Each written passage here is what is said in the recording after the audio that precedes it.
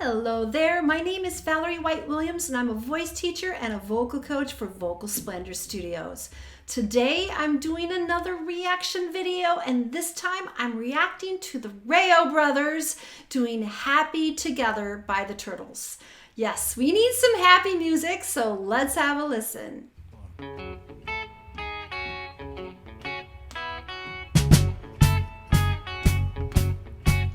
Imagine me and you, I think about you day and night.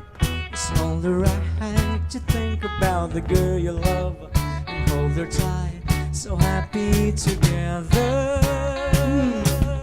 If I should call you up, that's the time, and you say you belong to me, and there's my mind. Imagine how the world would be so very fine, so happy together. See me loving nobody but you for all my life, and you're with me, baby, it's got to be blue for all my life. Just stop just a minute.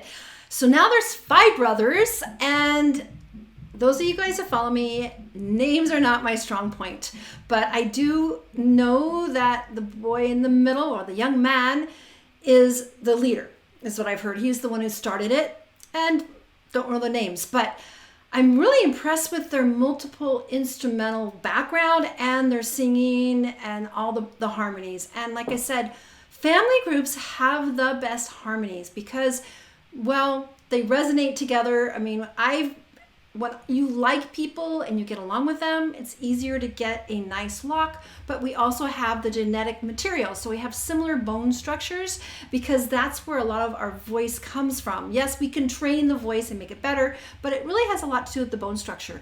And so family groups are always fabulous. And you and me, no matter how they toss the dice, it had to be the only one for me too, and you for me, so happy together. I can see me loving nobody but you for all my life, and you're with me, baby, it's gotta be blue for all my life. Okay, I've noticed they went into the guy on the keyboards because they're playing some of those horn hits. Because, you know what, this was before my time, so there might have been actually real horns back in the day. That used to be a thing because we didn't have digitized music, but he is getting those hits on the keyboards. So, and the thing about this groove, sometimes it's hard for beginners to put together. Now, these guys are not beginners. I'm not calling them at all that. But I know when singers and instrumentals come together, learning to listen is really key because everybody has to listen to each other. So you're listening to your own instrument, you're singing, plus these guys are doing double duty. When you sing and play, it's double. Because you have to simplify. So actually covering the chords, playing the transitions, singing the lyrics, listening to each other as instrumentalists, because when we listen in a band, we got to listen to everybody. You're not an island just jamming out. That's how you play together. There's actually a craft with it. And then they're also listening to each other vocally. And their unisons are just really gorgeous and fun. And you and me, no matter how they toss the dice, it had to be the only one for me too, and you for me, so happy together.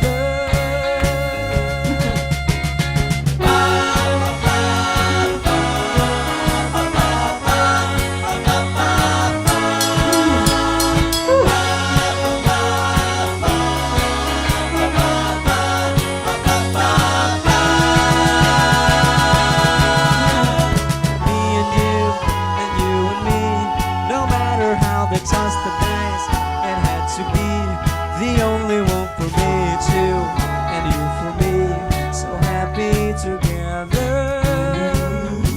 so happy together.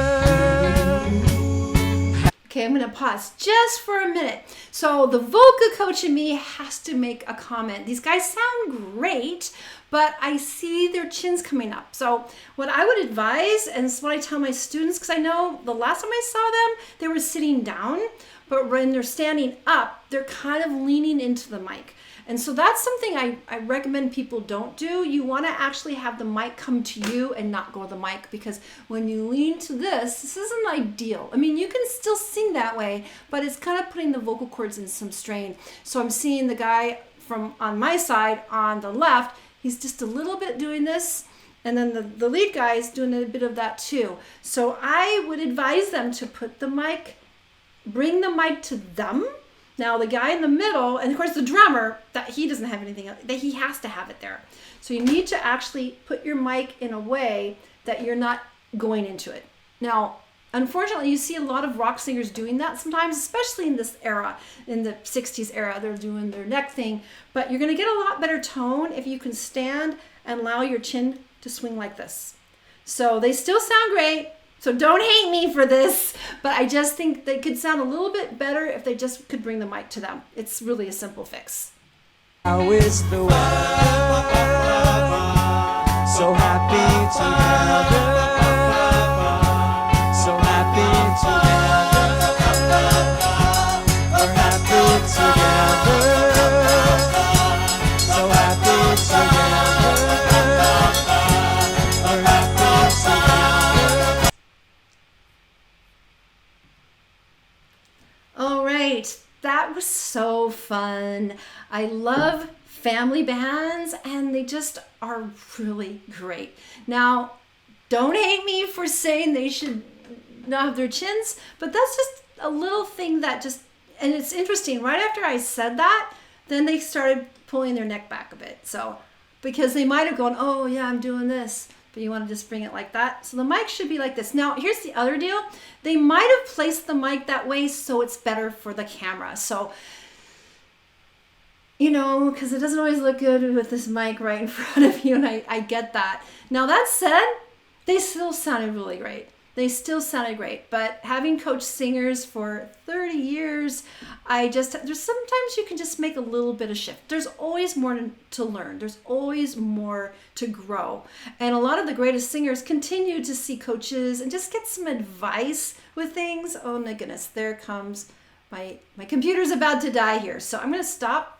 Just a minute. I'm going to stop right now. All right, I had to rescue my computer from dying because I did not plug it in. So let me get back to the REO Brothers. So I'm just a huge fan of them. And there's the deal. They make it look easy because their tempos are really rock solid. The groove is there. Now, you might go groove, but here's the deal. Back in that era, the music that they're covering, we didn't have drum machines. We didn't have things. We didn't even have click tracks. I mean, it just was really, you had to listen and groove. Now, the groove means we're all playing together. So it requires people to listen to each other and have a steady rhythm. Now, you guys might have heard in my reaction videos, you hear drums in the background because my husband's a drummer and he actually is teaching lessons just behind this wall, and it's not very soundproof, but you know, hey, it's a music world here.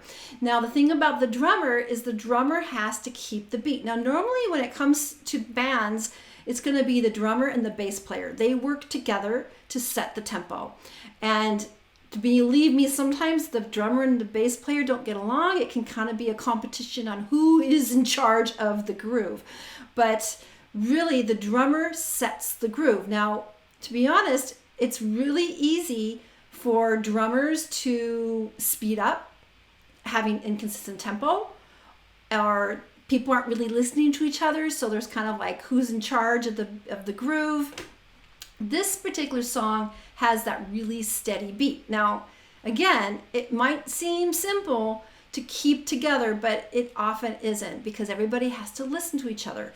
So when you're a beginner, you're just focused on your own part and going, oh, I'm hoping I'm doing it right. And they're not even really listening. But you have to like focus on your part and listen together. Now, that's why, I mean, a family, it makes it a little bit easier because you know each other, you listen, you're almost psychically connected to that. Now, the other thing I want to say about this drummer is, first of all, singing drummers always impress me because they have so much to do anyway. And the other thing about this drummer is he's not throwing in extra stuff. So a lot of times young drummers want to show all the stuff they can do, filling everything. So it kind of like disturbs the groove. It disturbs the beat. But these guys are always in the moment with the groove. Nothing more, nothing less. Because sometimes more makes it not good. You don't need to throw in everything you can do on your instrument or every kind of lick. We get tired of that.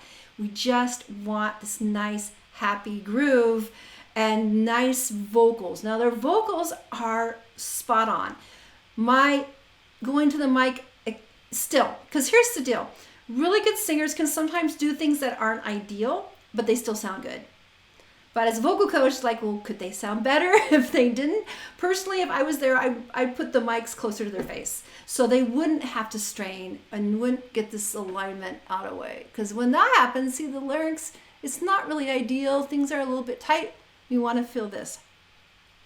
Yeah, that light job. But that's me being quibbly, but that's what I am. I'm a vocal coach. So they're great, such great band. I really, really enjoy them. And I'm sure there's some other great reactions I can do. So you REO Brothers, that people who love them, please put in the links below, some links about what other videos I should do. They've done so much. I think the next thing, because I love this era, that early 60s, mid 60s era, but I think I'm ready to do some more 70s rock and some things like that. So leave me some links. And so I want to go into their other stuff. So super fun, because here's the deal. No one can see live music now. It's all been shut down, at least in the United States.